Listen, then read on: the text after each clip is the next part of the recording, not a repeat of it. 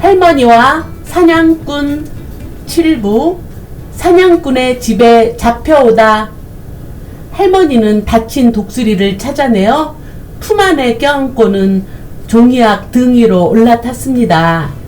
일단 독수리를 데려다가 치료해주기 위해서였죠. 사냥꾼은 할머니와 종이약을 잡았다는 만족감에 독수리 따위는 안중에도 없다는 듯한 태도였어요. 사냥꾼은 할머니가 독수리를 껴안고 있는 것을 보자 쿵쿵 하면서 콧방귀만 끼어댔답니다. 종이약과 할머니 그리고 다친 독수리가 도착한 곳은 산속 깊은 곳의 사냥꾼의 오두막이었습니다. 말이 오두막이지 할머니의 오두막과 비교해 볼 땐 거의 3배 정도나 커다란 집이었습니다. 자, 여기가 너희들이 이 주인님을 위해서 일할 곳이다. 카카카카카카. 할머니와 종이약이 그 집을 자세히 보자 입이 떡 벌어졌답니다. 왜 그랬을까요? 사냥꾼의 집은 한마디로 말해 멍텅구리 뒤죽박죽 대충 집이라고 표현하면 딱 알맞을 거예요.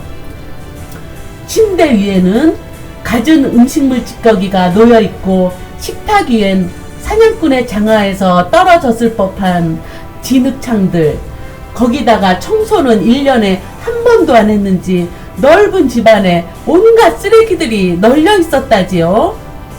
마당에 채소밭은 그런대로 잘 가꾸어졌다 해도 그 넓은 밭에는 꽃 한 송이 심어져 있질 않았답니다.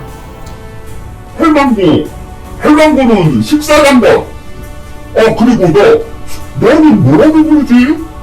사냥꾼이 종이약을 보며 눈을 찡그렸을 때 종이약은 마치 발레 무대에서 사뿐히 춤추는 듯한 동작을 하며 과장되게 허리를 굽혔습니다. 사냥꾼님, 전 동쪽나라 종이나라에서 온 실버크랭이라 하옵니다. 좋아, 너 실버는 밀어갱이를 주워오고 청소도 한다. 이상! 제멋대로 명령을 마친 사냥꾼은 몸을 휙 돌려 나가려고 하다가 문득 발을 멈추었어요. 아참! 이것은 절대로 너희들이 건드려선 안 되는 귀중한 물건이야. 사냥꾼이 들어올린 것은 무지갯빛이 영롱한 항아리였습니다. 사냥꾼은 마루 귀퉁이에 놓여있던 무지갯빛 항아리를 조심스럽게 들어올려 살짝 소매 깃으로 먼지를 닦곤 매우 귀중하다는 듯이 집안의 제일 높은 선반 위에 그것을 올려두었습니다. 사냥꾼이 쿵쿵 발자국 소리를 울려대며 집 밖으로 나가자 호기심 많은 종이약, 아니 이제부터는 실버라고 불러야겠지요. 실버는 날개를 파닥거려 무지갯빛이 나는 항아리 옆으로 날아갔어요. 할머니, 이 안에 무엇이 담겼을까요? 이렇게 말하며 실버는 코를 바짝 항아리에 갖다 댔어요. 할머니, 이 항아리 안에서 향긋한 꽃향기가 나요. 이렇게 향기로운 향은 처음 맡아봐요. 얘야, 저 사나운 사냥꾼이 보기 전에 얼른 내려와라. 일단 우리 청소부터 좀 하자꾸나. 할머니는 두 손을 걷어붙이고 청소하기 시작했습니다.